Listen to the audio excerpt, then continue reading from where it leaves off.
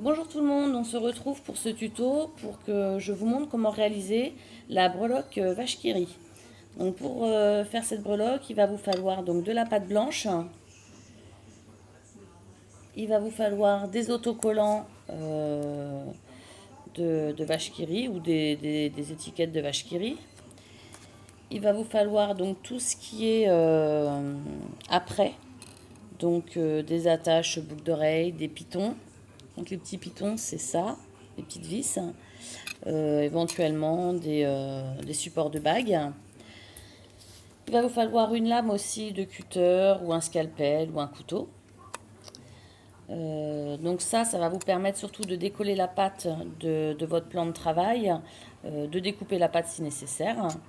Il va vous falloir un dotting tool pour pouvoir soit la remettre en forme, soit quand on va mettre le piton, ça tend à déformer notre pâte, donc pouvoir la remettre en place. Un pinceau et également du vernis-colle. On aura aussi besoin de ce petit objet qui est en fait un emporte-pièce fait maison et je vais vous montrer comment le réaliser. Donc, en ce qui concerne la réalisation de la boîte de la vache qui rit, donc vous prenez votre pâte blanche que vous allez étaler sur votre plan de travail. Donc soit avec le rouleau à fimo, soit avec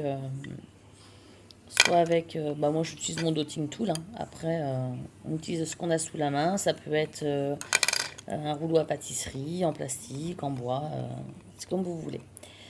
Donc, quand vous avez aplati votre pâte blanche, il faudra penser il va falloir la perforer en fait, faire les cylindres à l'intérieur. Donc moi j'ai créé cet emporte-pièce à partir d'une canette de soda que j'ai découpée. Et en enroulant sur elle-même le métal de ma canette, j'ai réussi à réaliser le diamètre de mon rond adapté à mon étiquette. En fait, j'ai roulé sur elle-même la canette jusqu'à ce que j'arrive à avoir... et c'est un peu le bazar, j'arrive pas à le... Voilà, jusqu'à ce que j'arrive à avoir mon diamètre désiré. Donc, c'est-à-dire qu'en fait, c'est un tout petit peu plus large que la vignette de vache qui rit, parce qu'il faut absolument que le blanc se voit et déborde de l'autocollant. Donc, ceci dit, là, j'ai ma pâte blanche. Du coup, je découpe avec mon emporte-pièce mes deux ronds.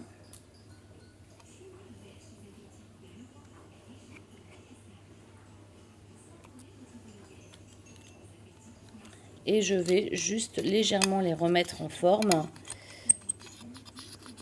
pour qu'ils soient bien ronds.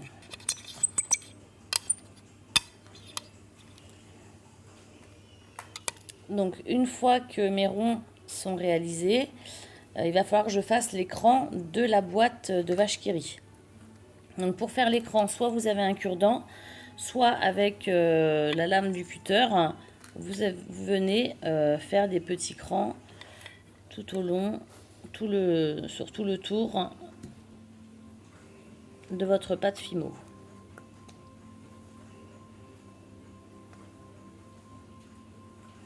Alors j'espère que la qualité de l'image va être à peu près correcte parce que je fais ça dans la maison, il fait nuit dehors. C'est pas un super éclairage mais bon, on va essayer de s'arranger de ce qu'on a. Donc voilà.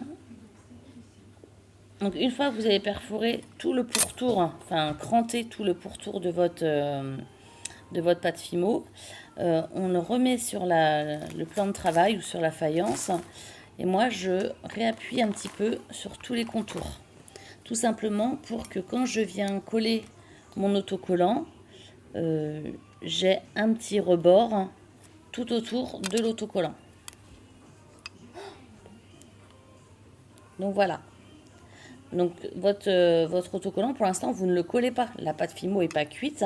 On la collera qu'après cuisson. Sinon, moi, j'aurais peur qu'au four, ça s'enflamme et que du coup, votre création, elle brûle, quoi.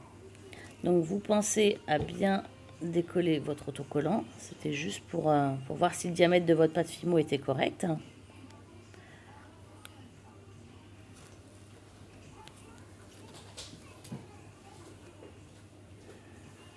Donc à cette étape-là, ce qu'il faut penser à faire, c'est insérer votre piton.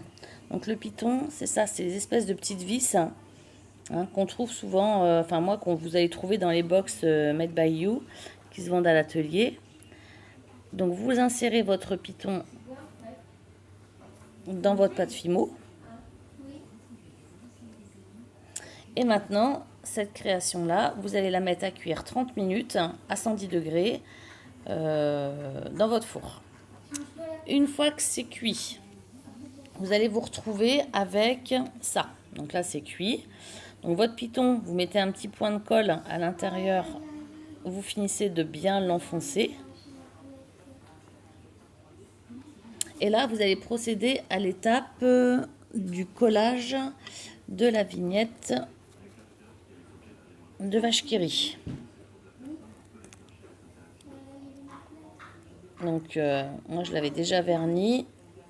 Je l'applique. Et ensuite, avec votre pinceau, vous allez venir appliquer du vernis sur l'ensemble de votre création. Une fois que ça c'est fait, vous allez vous retrouver avec donc une breloque de vache qui rit qui est finie.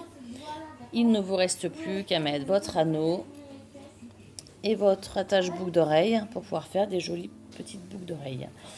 Ce qui est possible de faire, c'est de ne pas mettre de piton.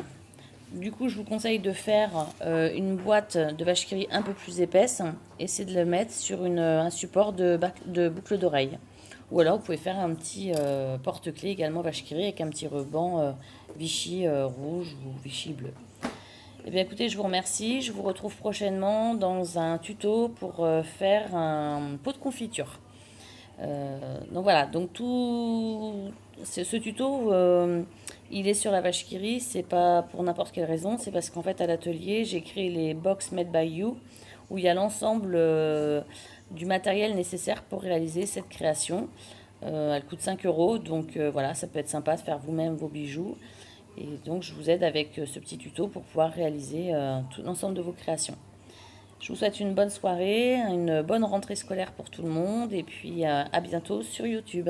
Ciao!